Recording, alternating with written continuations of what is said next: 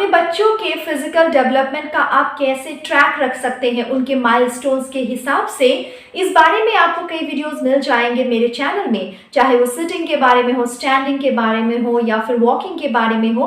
Parents भी काफ़ी interested होते हैं इस बारे में जानने के लिए और वो खुद भी एक ट्रैक रखते हैं कि अरे इतने महीने हो गए, मेरा बच्चा तो अभी बैठा ही नहीं, या फिर बच्चे को अभी चलना चाहिए था, बच्चा चल ही नहीं पा रहा है, आखिर ऐसा क्यों।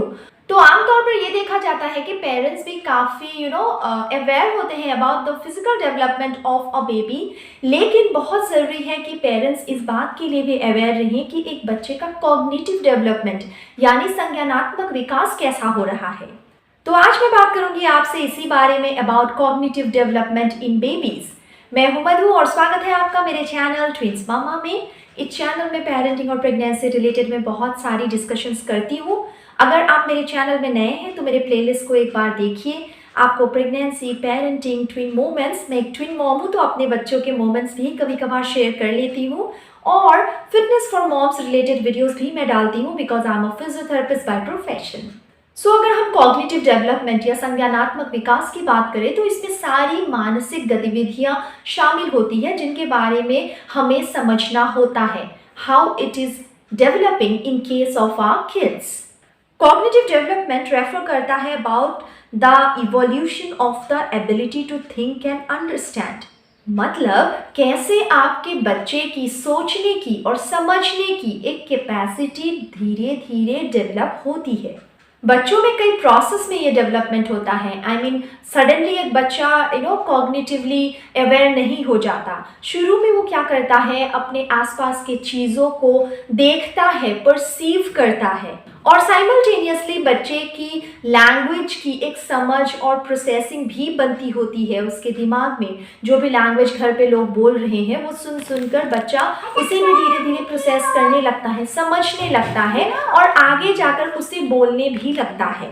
इसके आगे ग्रेजुअली और advance level of cognitive abilities विकसित होती हैं। फॉर एग्जांपल एक बच्चा सीखने लगता है किस तरीके से रीजनिंग किया जाता है, किस तरीके से लॉजिकल थिंकिंग किया जाता है, डिसीजन मेकिंग या विवेचना, intelligence, language skills, problem solving skills, किसी समस्या का हल निकालना, कॉन्सेप्चुअलाइजिंग एंड प्लानिंग मतलब योजना बनाना, मेमोरी, इस तरीके की बहुत सारी कॉग्निटिव कैपेबिलिटीज की डेवलपमेंट धीरे धीरे स्टेप बाय स्टेप एक बच्चे में होती है।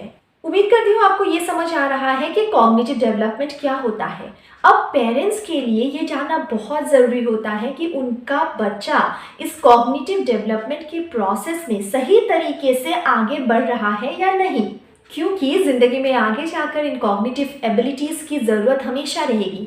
पेरेंट्स हमेशा नहीं रहेंगे टू सपोर्ट द चाइल्ड।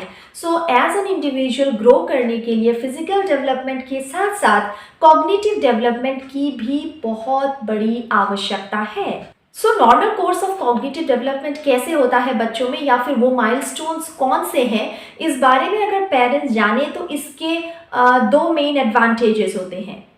सबसे पहली बात तो पेरेंट्स को ये समझ आएगा कि कॉग्निटिव डेवलपमेंट सही तरीके से हो रहा है या नहीं, और अगर कॉग्निटिव डेवलपमेंट सही तरीके से नहीं हो रहा, क्या वो घर पर कुछ ऐसी एक्टिविटीज़ कर सकते हैं जिसकी वजह से ये जो कॉग्निटिव डेवलपमेंट का प्रोसेस है वो स्टिमुलेट हो।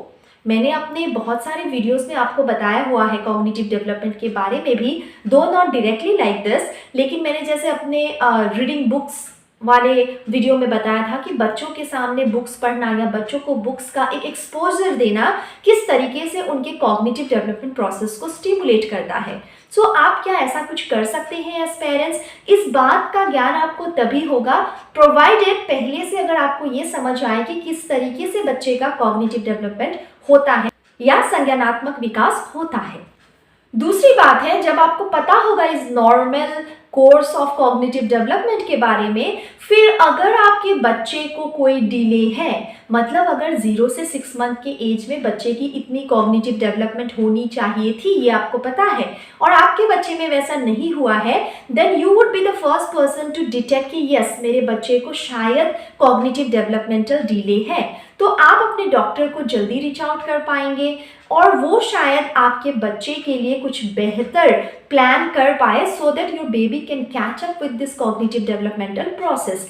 कुछ स्टिमुलेटिंग मैकेनिज्म्स या थेरेपीज या फिर ट्रीटमेंट टेक्निक्स का आपके पीडियाट्रिशियन और साथ में उनके साथ जो भी एलाइड और भी हेल्थ केयर सर्विसेज है उसके माध्यम से आपके बच्चे को दिया जाए, सो दैट बच्चा अब कॉग्निटिव माइलस्टोन्स को टाइम पे अचीव करने लगे। सो इसके लिए बहुत ज़रूरी है कि आप एज पेरेंट उसे डिटेक्ट करें।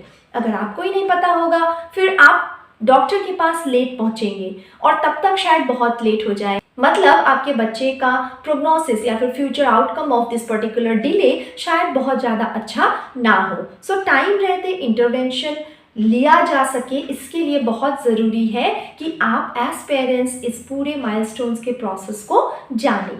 सो stay tune to my channel. मैं अपने आने वाले वीडियो में आपको बताने वाली हूँ इन डिटेल्स कि किस पर्टिकुलर एज में कौन सा कॉग्निटिव माइलस्टोन अचीव होना चाहिए आपके बच्चे के द्वारा, और ना हुआ तो आपको डॉक्टर के पास जाने के लिए एक ठोस आइडिया मिल जाएगा इस पूरे माइलस्टोन के कंसेप्ट को समझने के बाद। ऐसे ही पेरेंटिंग और प्रेगनेंसी रिलेटेड टॉपिक्स को सिंपल लैंग्वेज में समझने के लिए मेरे चैनल को काइंडली सब्सक्राइब कर ले, और अगर आपको कंटेंट अच्छा लगे अपने फ्रेंड्स एंड फैमिली में शेयर ज़रूर करें। Thank you so much. See you soon. Till then, take good care.